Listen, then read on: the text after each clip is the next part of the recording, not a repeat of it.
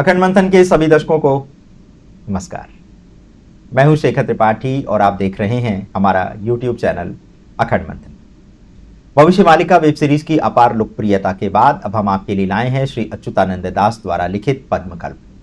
पद्मकल्प में भी कलयुग में होने वाली घटनाओं का विस्तार से वर्णन किया गया है, किंतु इसकी विशेषता यह है कि यह अत्यंत गुप्त संकेत भाषा में लिखा गया है और घटनाओं को रूपक के रूप में प्रस्तुत किया गया है। तो आज के दूसरे एपिसोड में हम आपके लिए लाए हैं पद्मकल्प से ही कुछ रहस्यमय तथ्य। तो चलिए आगे बढ़ते हैं पद्मकल्प के दूसरे खंड की ओर। इसमें लिखा गया है कि मठ नई जगह पर होगा, क्योंकि मठ निर्माण के बाद यह स्थान कुछ समय के लिए वीरान हो गया था। कुछ ऋषियों की मृत्यु भी हो गई थी पहले, जो कि इन्हीं आश्रमों में निवास करते थे। पहले यह स्थान एक द्वीप था, किंतु अब मैं शिवकल्प नदी के बारे में लिखूंगा। भगवान कहते हैं कि बचना लीला वहीं होगी जहां तुम कहोगे त्रिलोचन। एक और स्थान का संकेत दिया गया है जिसका नाम झारसपुर है, जो कि अधिक रमणीक स्थल है। इस स्थान को भगवान के लिए सुरक्षित रखने को कहा गया है। अब यहाँ रूस का नाम कैसे आता है, ये बताने से पूर्व आपको बताते हैं कि पहले कोई अन्य देश ही नहीं थे और सारा भारतवर्ष एक ही देश था। तभी तो ये कहा गया था कि वसुधैव कुटुंबकम, अर्थात पूरा धरा ही एक परिवार है। तब भगवान वाल्मीकि का आश्रम उस स्थान पर था जिसे आज रूस देश कहा जाता है। यहाँ पर राजा जनक भी जाते थे। इससे यह ज्ञात होता है कि रूस से हमारे संबंध पौराणिक काल से ही हैं और रूस में हमारे ऋषि मुनि रहते थे। संभवतः ऋषि मुनियों की स्थली होने के कारण ही इसका नाम रूस पड़ा, ऋषि से रूस। तो रूस देश के लोगों को श्री राम की महिमा के बारे में पहले से ही जानकारी ही थी और इसी कारण वे जगन्नाथ भगवान को वहां स्थापित करना चाहते थे, किंतु उस समय वे वहां उन्हें ले नहीं जा पाए। किंतु कहा जा रहा है कि कलयुग में भगवान जगन्नाथ को एक बार फिर रूस देश ले जाने का प्रयास किया जाएगा। राजा जनक के भी रूस देश जाने का विवरण पद्मकल्प में मिलता है। संभवतः रूस देश में ही एक द्वीप है जिसका नाम सेनजोगु द्वीप है। राजा जनक इसी द्वीप पर भ्रमण के लिए जाते थे, किंतु उनके जाने के बाद यह स्थान वीरान हो गया। अब लगता है कलयुग में एक बार पुनः इस द्वीप पर भगवान की कोई लीला होने वाली है। कहा जा रहा है कि त्रेता युग में जनक से बड़ा कोई योगी नहीं था। उनका एक नाम विदेह भी कहा जाता है।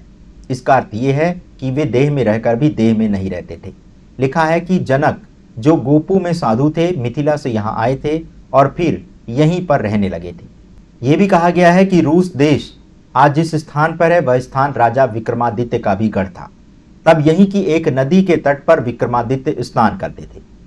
इसी में भगवान कहते हैं कि सतयुग एवं द्वापर युग के बारे में मैं बताऊंगा। यहीं पर भगवान ओडिशा की बिरजा माता के दर्शन करने की इच्छा व्यक्त करते हुए कहते हैं कि उनके दर्शन से ही हमारा उद्धार होगा। हमने पहले भी आपको ये बताया है कि जब भगवान कलयुग में प्रकट होंगे तो उनके भक्तों की परीक्षा ली जाएगी। तो क्या आप जानना चाहते हैं कि वह परीक्षा कहाँ होगी? तो ये परीक्षा होगी केरल में। जी हाँ, यहीं के एक तालाब जिसका नाम माली है, वहां भक्तों की परीक्षा ली जाएगी। यहीं पर भक्तों का एवं बिंबलाई का परीक्षण किया जाएगा। इसी परीक्षण के बाद शिष्यों और भक्तों को तंत्र मंत्र सूत्र यंत्र की दीक्षा दी जाएगी। ये सभी यांत्रिक एवं चमत्कारिक परीक्षण 1 से लेकर 8 सप्ताह तक किए जाएंगे। महानदी वन के मध्य में विरूपा के पास एक झरना है। इस झरने के पास भी भगवान की कोई गुप्त लीला होने वाली है। इसी के बाद भगवान नैमिषारण्य पधार जाएंगे और यहीं पर उत्तर प्रदेश में निवास करने वाले भक्तों का प्रभु से मिलन होगा। नैमिषारण्य से ही मां काली उठेंगी और पापियों की परीक्षा लेंगी। इन्हें मां काली के अतिरिक्त हरचंडी के नाम से भी पुकारा जाएगा और यही हरचंडी मां बहुत उत्पात मचाएंगी। वे पापियों का रक्त बहाएंगी जिससे एक नदी बन जाएगी। पापियों का संहार केवल एक चंडी द्वारा ही नहीं किया जाएगा, बल्कि उनके भी कई रूप होंगे और वो विभिन्न रूप धरेंगी, जैसे कि हरचंडी, नारचंडी, दखन चंडी और उग्रचंडी। फिर बताया जा रहा है कि आगे कौन कौन सी घटना घटने वाली है। तो पद्मकल्प में लिखा गया है कि ओडिशा के 6 जिलों में बाढ़ आ जाएगी और किसी को भी बाढ़ से बाहर निकलने का रास्ता नहीं मिलेगा। अब जो बातें पद्मकल्प में लिखी गई हैं वो थोड़ा भयभीत करने वाली हो सकती हैं, अतः यदि आप कमज़ोर हृदय के हैं तो इस वीडियो को आगे ना देखें, क्योंकि इसमें आने वाले समय का अत्यंत विभत्स वर्णन किया गया है। लिखा गया है कि संबल गांव में उतनी ही भूमि सुरक्षित होगी जहां कल्कि भगवान निवास करेंगे। उन्होंने पहले ही ये कह दिया था कि यदि ओडिशा में बनने वाले बांध का नाम हीराकुंड रखा गया तो ये बांध टूट जाएगा। जैसा कि आप जानते हैं कि महानदी के तट पर बने बांध का नाम हीराकुंड ही है और पद्मकल्प में पहले से ही ये चेतावनी दे दी गई थी कि यदि इस बांध का नाम हीराकुंड रखा गया तो इसके टूटने से होने वाले विनाश को कोई रोक नहीं पाएगा। फिर यहाँ एक ब्राह्मण के आने की बात कही गई है और बताया जा रहा है कि ये ब्राह्मण जब आएगा तो 7 समुद्र का जल बनकर एक साथ तैरेगा। अब प्रश्न ये है कि आखिर ये ब्राह्मण कौन है जो 7 समुद्र के जल पर तैर सकता है? तो इसका सीधा सा अर्थ है कल्कि भगवान। कहा जा रहा है कि यही कल्कि ब्राह्मण मनुष्यों के सारे संसाधनों को ले लेगा और आधुनिक प्रगति के सारे संसाधन को देखते ही देखते लीन लेगा।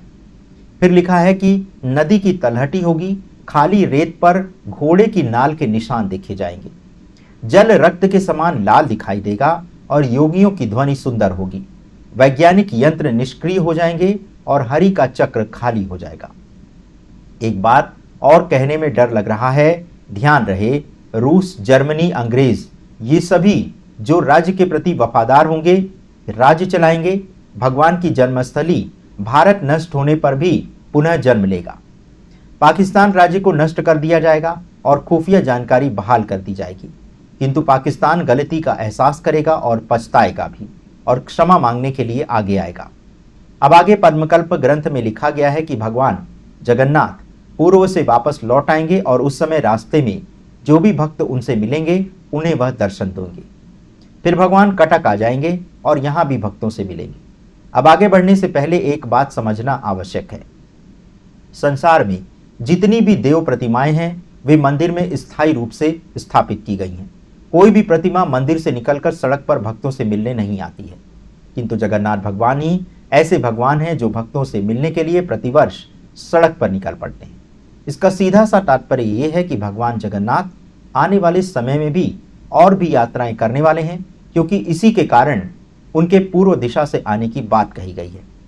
अब जब सारे भक्त एकत्र होंगे कटक में तो वे कहाँ रहेंगे? तो इसका उत्तर भी ये है कि वे सभी भक्त कालिया बोड़ा में रहेंगे।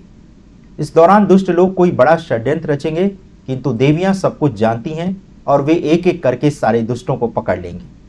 फिर लिखा गया है कि कलयुग में झूठ को हमेशा दोहराया जाएगा और ऐसा कई बार होता रहेगा। इसी कारण आपको रोना पड़ेगा और दांत पीसना पड़ेगा। इसका सीधा सा अर्थ यह है कि आने वाले समय में कोई ऐसा झूठ बोला जाएगा जिसके कारण कोई बड़ी हिंसा या फिर कोई बड़ी घटना घट सकती है। तो आप भी जब कोई बात इन दिनों सोशल मीडिया पर या फिर चैनल्स के माध्यम से सुने तो एक बार में इस पर विश्वास ना कर लें। अभी मणिपुर की घटना ही ले लें। हाल ही में आरक्षण को लेकर जो मणिपुर में प्रदर्शन हुआ उसमें कुछ महिलाओं की नग्न तस्वीरें मीडिया में सर्कुलेट की गई, ये कहकर कि ये महिलाएं सीआरपीएफ के जवानों को गांव में जाने से रोक रही हैं। किंतु वास्तविकता तो ये थी कि ये तस्वीरें 2004 में हुए एक प्रदर्शन को लेकर थीं जो एक रेप के आरोपी को पकड़ने के लिए किया गया था।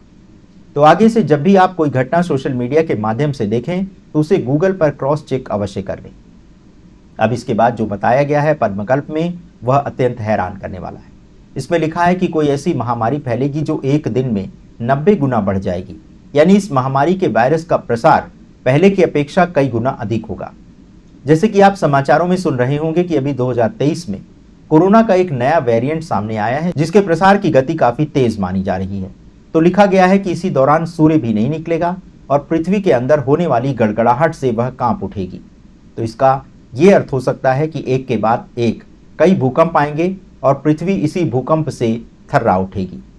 इसी के साथ ये भी लिखा गया है कि यदि भविष्य में ओडिशा में कोई नया बांध बनता है तो उससे भी दुश्मन देश तोड़ देगा, जिससे भारी तबाही मचेगी।